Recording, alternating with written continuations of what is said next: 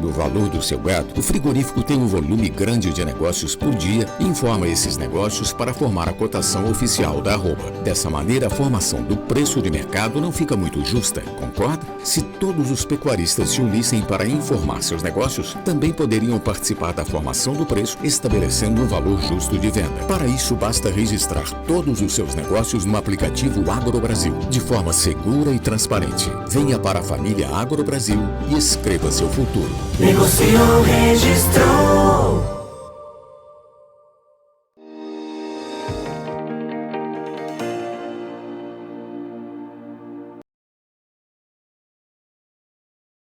Muito bom dia a você que está conosco, ligado aqui no Notícias Agrícolas, aguardando pelas informações de mercado. E nesse horário a gente sempre traz a discussão do que está acontecendo aí no mercado do boi. E hoje não vai ser diferente, a gente quer entender o que está acontecendo e principalmente de onde vem essa pressão que a gente tem visto acontecer, principalmente nos últimos dias, na última semana aí, em relação à cotação. Queda do dólar, será que vem daí? Será que vem de uma China mais preocupada em cuidar da saúde da população lá por conta dessa questão do aumento dos casos de coronavírus por lá? Ou será que vem de um outro lado aí, que seria a oferta de animais aumentando, que é tradicional para esse período do ano? A gente vai tentar entender o que está pesando mais nesse momento e principalmente quais são os fatores que podem e ajudam aí a pressionar a cotação da arroba. Para isso a gente convidou o meu amigo César de Castro Alves, consultor de agronegócio lá do Itaú BBA. Já está aqui com a gente no vídeo, seja bem-vindo, meu caro, muito obrigado por mais uma vez estar aqui ajudando a gente a tentar entender um pouco mais esse mercado. Um mercado que vinha de vento em popa e de repente deu uma derrapada significativa aí nos últimos tempos, né, César? Fator dólar, que peso esse fator tem? Depois a gente comenta os outros fatores também na formação do preço nesse momento. Seja bem-vindo. Bom dia, Alex. É prazer novamente aqui bater esse papo com vocês, né? Atualizar o cenário. A gente, uma vez por mês, em geral, a gente conversa aqui. E, de fato, hoje, né, após 30 dias aí, eu acho que tem algumas novidades aí no front, né? Vamos dizer assim.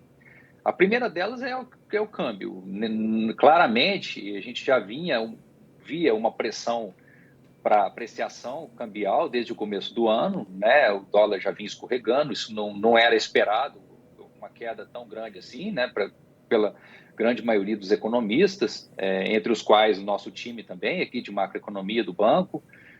O que possivelmente está por trás disso é o diferencial de juros, né? Entre o Brasil e lá fora.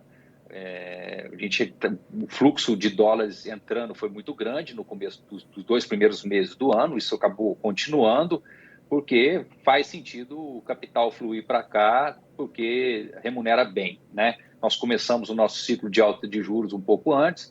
É claro que os Estados Unidos, né, que estão vivendo a sua maior inflação em 40 anos, vão seguir esse mesmo caminho, então o juro por lá deve subir também, e gradualmente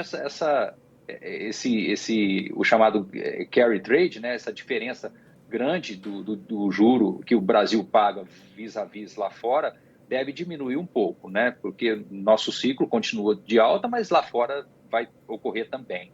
Então, acho que esse é o primeiro elemento, né, e consequência disso é que tudo que nós exportamos fica mais caro, né, em dólares para o importador. Então, esse é um primeiro ponto que fez o boi passar de $70 a arroba, né, considerando a arroba de São Paulo, é só uma referência disso.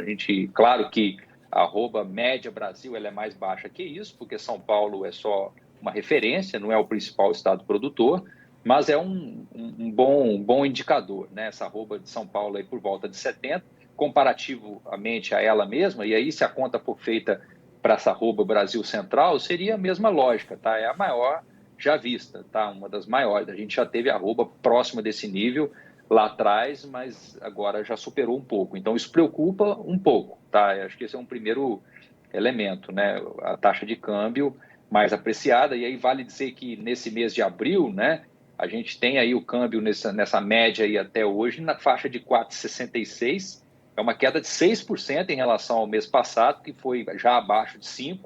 Então, sem dúvida, isso coloca um freio no boi, porque a remuneração dos frigoríficos ela é menor, né? Isso até não está acontecendo, uma queda do spread, porque o preço da carne subiu também, né? Na média de março, o último mês fechado que nós temos, os frigoríficos exportadores conseguiram um reajuste de preço em dólares da ordem de 5,5% na carne, o que é fantástico. Uma alta muito forte para um mês, supera os preços que a gente tinha antes do embargo, né, para a China no ano passado. Mas a verdade é que, apesar do boi aqui, novamente, o São Paulo ter subido 1% no mês, e aí tem vários estados que até caíram, né, no mês passado, quando a gente converte o boi São Paulo em dólares, a alta foi de 5,8% por causa do câmbio. Então, o spread não melhorou nada, né, apesar dessa alta de 5,5% da carne de exportação. Então, isso é um claro reflexo de que o jogo está mais difícil, né, nesse momento, da nossa força aqui de boi e os compradores externos, né, aqui notadamente a China. Só para a gente entender melhor, a carne, você está falando nessa alta em relação ao mês de março? Ou o primeiro trimestre? Não, aí foi o mês de março em relação ao mês anterior, tá? Eu digo que a média de março do preço de exportação da carne bovina in natura vis-à-vis o mês anterior, né? Então a carne subiu 5,5%, né? 5,5% em dólares, né? E o boi 5,8%, que é a matéria-prima, né? E o spread aqui nada mais é que o preço da carne dividido pelo boi e dá esses -2 negativo, que é de lado, tá? Em linha com o que foi janeiro, o que foi fevereiro, ou seja, apesar do boi, né, não estar relativamente fraco e a carne está subindo em dólares, o câmbio está comendo essa possível gordura que os frigoríficos poderiam ter e possivelmente melhorar a remuneração do boi. Então, o câmbio comprometeu, anulou essa alta da carne em dólares que poderia se converter em um preço melhor para a arroba, né? Simples assim. E o que a gente está vendo no mercado é um frigorífico tentando baixar ainda mais a cotação da arroba por aqui, César. Sim, por quê? Né? Porque abril o câmbio está ainda mais apreciado, né? Nós estamos aqui com 4,66, né? Até hoje, nessa média parcial do mês. É claro que nos últimos dias, essa semana, ele voltou a desvalorizar um pouco, né? Tá muito instável, super volátil, mas eu acho que com uma pressão para baixo, né? Isso é pior do que esse cálculo do mês passado, né? Então, por isso que a pressão sobre o boi aumentou, porque a moeda está apreciando, o resultado da exportação piora se a indústria não conseguir um repasse na mesma proporção, como foi no mês de março, em dólares. Então, acho que essa pressão ela aumentou primeiro por essa razão, tá? Cambial. Segunda razão, Alex, é que a guerra, né, que já tem mais de um mês, se não me engano, 6 semanas, ela trouxe um novo elemento, né, importante, que é uma alta, importante no sentido de apreciar ainda mais a moeda em curto prazo, e aí eu acho que pega os economistas no contrapé, né, na sua expectativa de que a tendência era de uma depreciação e não uma apreciação do câmbio, a alta, né, muito forte dos preços de metais, né, commodities em geral, metais, alimentos e energia. Isso faz com que a gente exporte mais, né, o valor das nossas exportações cresce e a gente tem mais entrada de dólares, além dessa história do diferencial de juros. Então, a guerra trouxe esse elemento novo, mais alta de preço das commodities, o que faz a moeda apreciar ainda mais também por essa via, né, da balança comercial. Então, e mais um elemento associado à guerra, que é negativo para o boi. Não diretamente da guerra, mas da Covid, que é o lockdown que está acontecendo na China, né? Eles estão vivendo uma onda lá que o mundo aparentemente já passou, mas estão restringindo, né? A cidade de Xangai, eles começaram isolando algumas áreas da cidade, né? Com isolamento regional, e agora ampliou tudo. Então, preocupa se as nossas exportações de carne bovina para a China, que foram muitíssimo fortes em quantidade até aqui, nesse primeiro trimestre, né? Nós estamos falando de um crescimento de 37% em volume, é muita coisa, tá um ano excepcional para exportação até aqui, mas a dúvida é se com o boi encarecendo, né, a carne encarecendo em dólares e o ambiente lá ficando mais restritivo, né, no lockdown, se isso não pode segurar um pouco essa boa dinâmica da exportação até aqui. Então, eu acho que tem, além dessa questão do câmbio, né, que faz com que os frigoríficos tenham que pressionar mais o boi para não perder resultado, você tem esse efeito de uma piora do humor aí com a perspectiva de atividade econômica na China.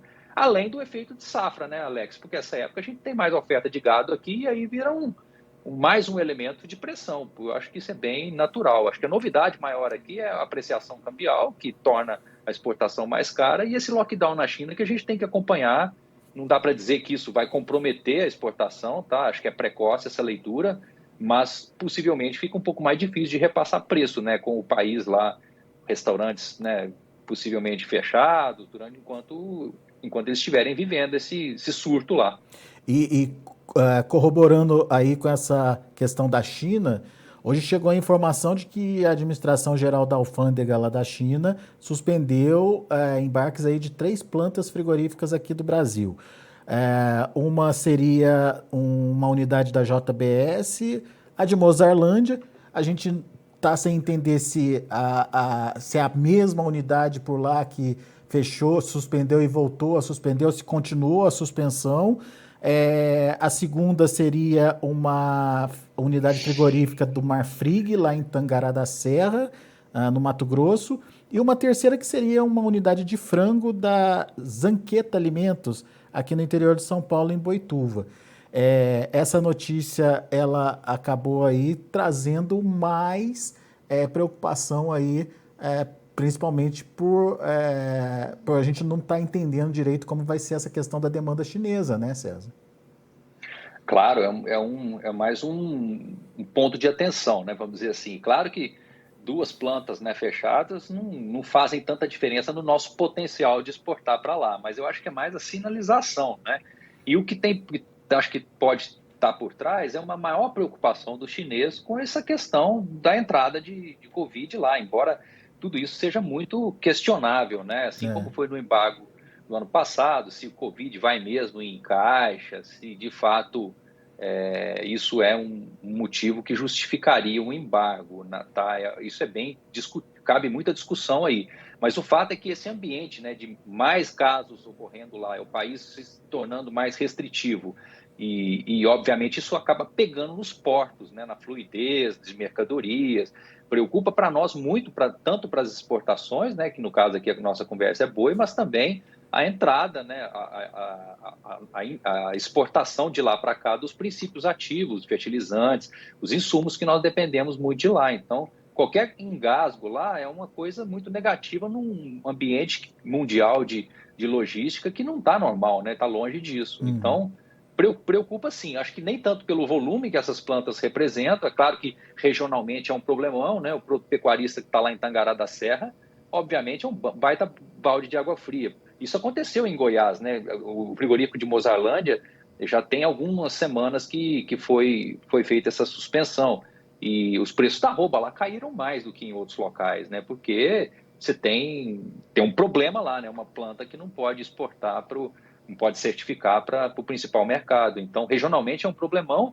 Acho que para o Brasil como um todo não, mas o alerta, né? A sinalização é que é ruim, né? Fechamento de plantas é muito, muito ruim nesse ambiente. Assim, fica no ar aquela possibilidade de uma tentativa de baixar preço, né, Alex? Como foi de novo, no outro evento. De novo, infelizmente faz parte do jogo e nós estamos bem expostos, né, pelo peso da China na nossa exportação. Agora, César, qual que é a sua expectativa em relação à demanda chinesa? Enfim, a gente entende que pode ser um ponto de atenção, um momento específico por conta dessa questão da Covid por lá, pode ser essa tentativa de renegociação de preço, pode ter vários fatores aí por trás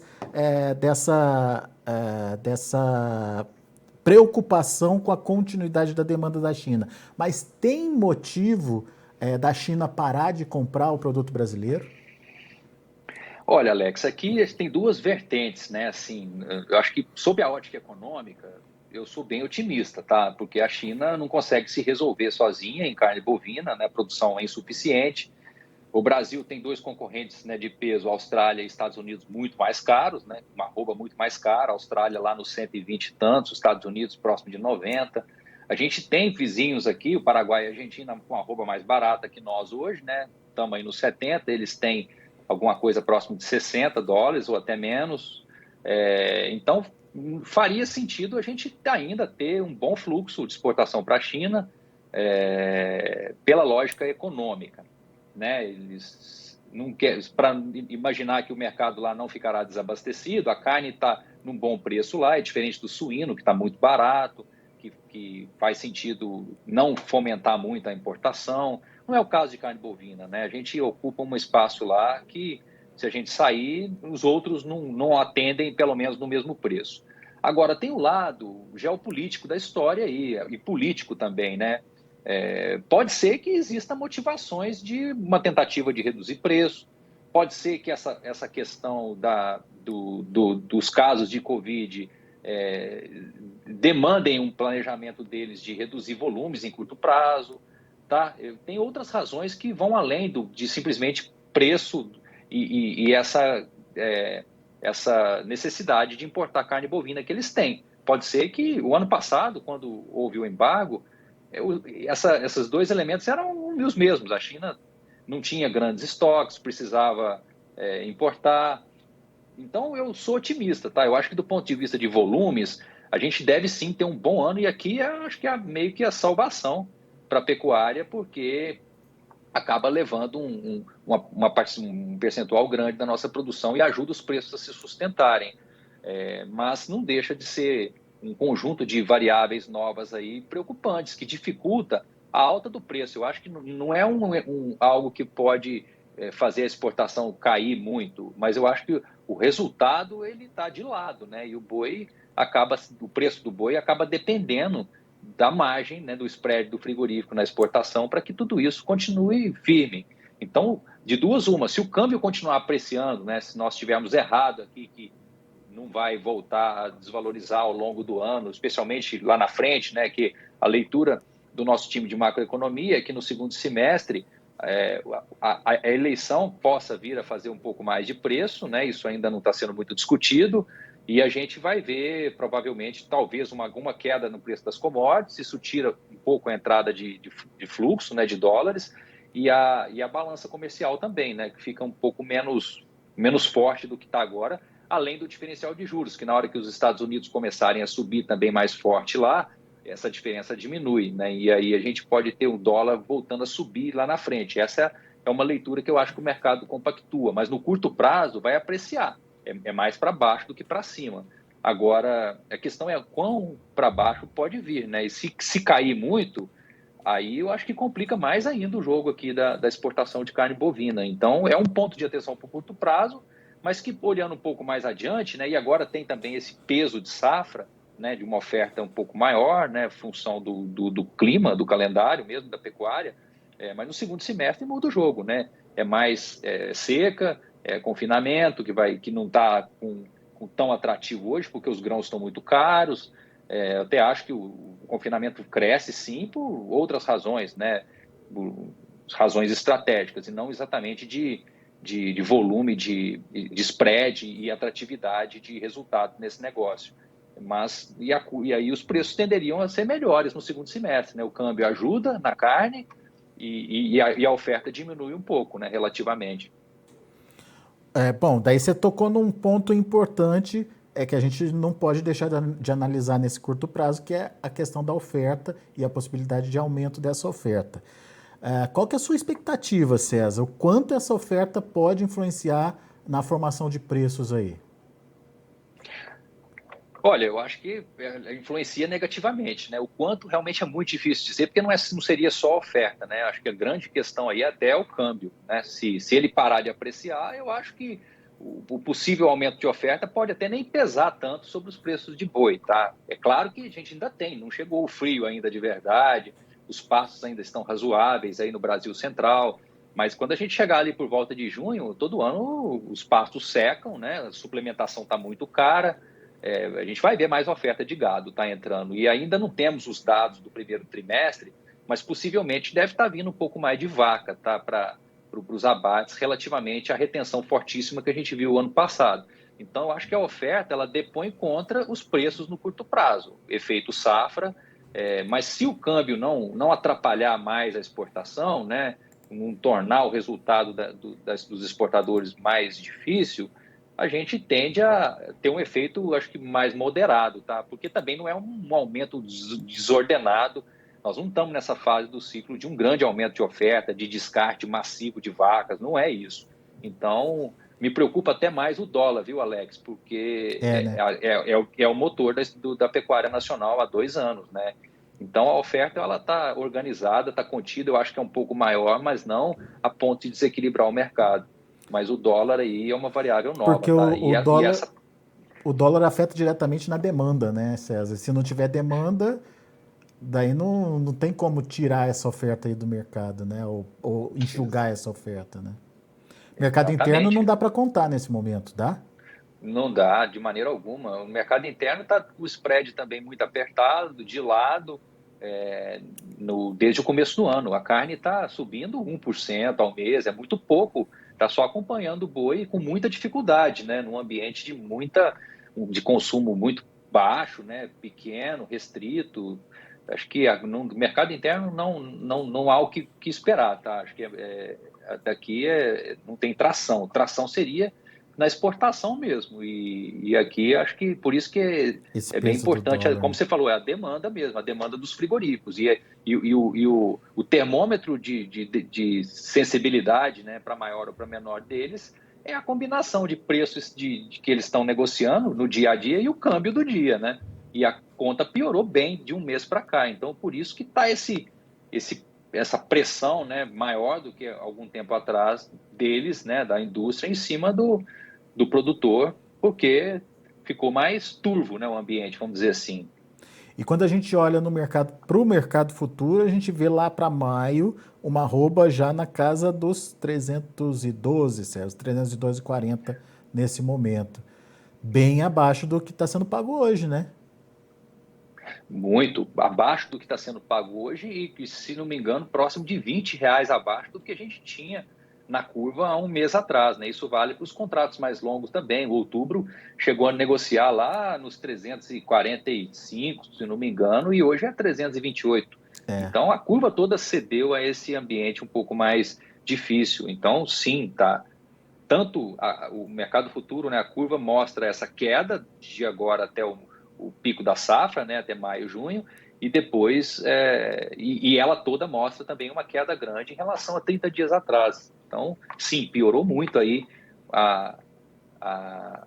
o ambiente para fixar preço, né? Para travar preço, produtor se precaver aí, ao mesmo tempo em que os grãos subiram, né, Alex? Então, foi pior para o desenho aí, para as perspectivas de confinamento de 2 vias, né? Tanto na via do preço do boi quanto nos custos de produção.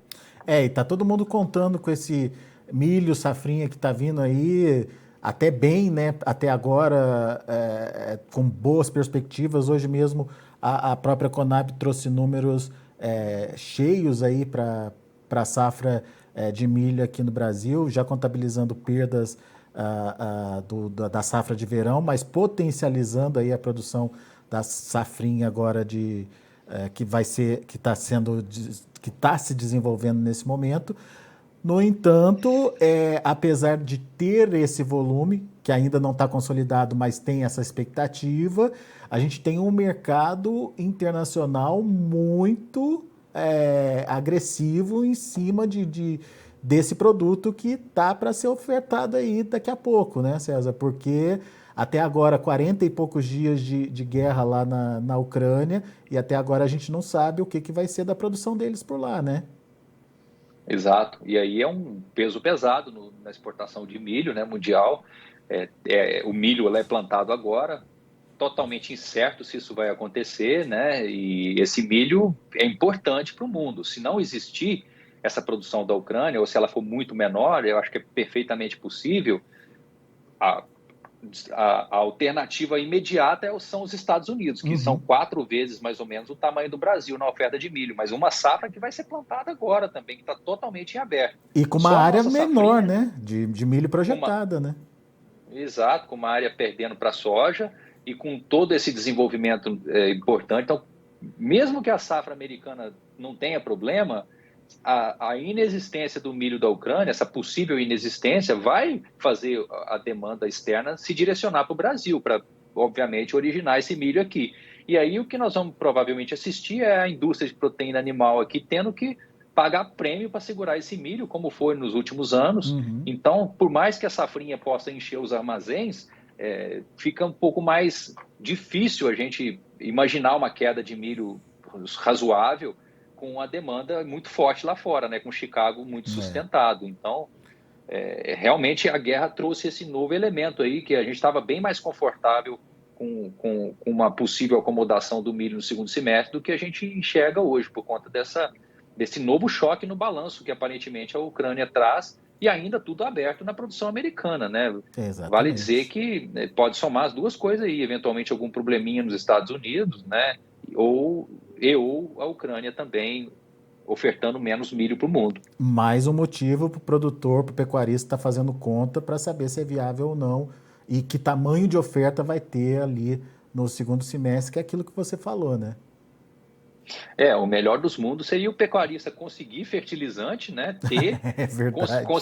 Conseguir plantar o seu milho, né? Conseguir plantar o seu milho e ter a sua ração, né, para o segundo semestre e não depender tanto desse cenário. Mas no final, né, Alex, as coisas se comunicam. O produtor pode também fazer o milho, se eventualmente der tudo certo, e fazer mais sentido vender o milho do que tratar o boi, né? Dependendo do cenário.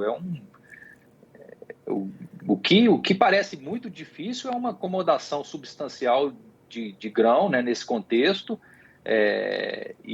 favorecendo muito o confinamento, tá? Eu acho que vai ser um ano de margens novamente difíceis. O que pode ajudar um pouco aí é o preço do gado, né, do boi magro, né, que está um pouco mais atrativo do que o ano passado, e isso pode ajudar um pouco, mas a ração vai ser um empecilho aí. Boa. Muito boa análise, meu amigo. Mais uma vez, muito obrigado pela sua participação. César de Castro Alves, direto lá do Itaú BBA, aqui com a gente, trazendo as informações do mercado, pontuando essa importância do dólar aí para a formação dos preços. E a gente precisa acompanhar como esse dólar vai se comportar, até para a gente entender o potencial que o frigorífico tem de demandar mais bois aí, nesse momento que tende a aumentar a oferta. Vamos ficar de olho nisso. Obrigado, viu, César? Volto sempre, meu amigo. Obrigado, Alex. Um abraço e até a nossa próxima conversa. Valeu, abraço para você. Tá aí César de Castro Alves, Itaú BBA, aqui com a gente no Notícias Agrícolas, trazendo, portanto, esse questionamento sobre o dólar e o potencial que o frigorífico tem aí de demandar novos volumes aí de animais diante de uma queda mais significativa da precificação do dólar. Ele fez uma conta bastante interessante em dólar aí, a carne no mercado internacional até conseguiu ter uma melhora, aumentou aí 5,5% em dólares o preço da carne no mercado internacional, mas que foi completamente anulado pelo preço do boi, que também em dólar, transformado em dólar, teve uma alta de 5,8%. Portanto, aí, mesmo com a valorização da carne, não dá para dizer que o frigorífico está tranquilo aí para continuar demandando os animais, principalmente num cenário de aumento de oferta. Então, vamos ficar atento a essa condição. Vamos aos preços, vamos ver como estão as negociações lá na B3, Mercado Futuro. Você vê aí o vencimento abril, R$ 323,05, caindo 0,29%. O maio, R$ 312,40, queda de 0,53%. Outubro, R$ 327,80, queda de 0,41%. Indicador CPEA fechou a R$ 336,70, uma alta de 0,99%. Indicador encerrado ontem. Hoje, a partir das 6 horas da tarde, tem um novo indicador sendo divulgado pelo CPE. E assim que os números forem divulgados, você acompanha aqui no Notícias Agrícolas. Muito bem, a gente vai ficando por aqui. Agradeço muito a sua atenção e a sua audiência. Notícias Agrícolas, 25 anos ao lado do produtor rural. Participe das nossas mídias sociais no Facebook Notícias Agrícolas, no Instagram, @Notícias Agrícolas e em nosso Twitter, @Notiagre. E para assistir todos os nossos vídeos, se inscreva no YouTube e na Twitch Notícias Agrícolas Oficial.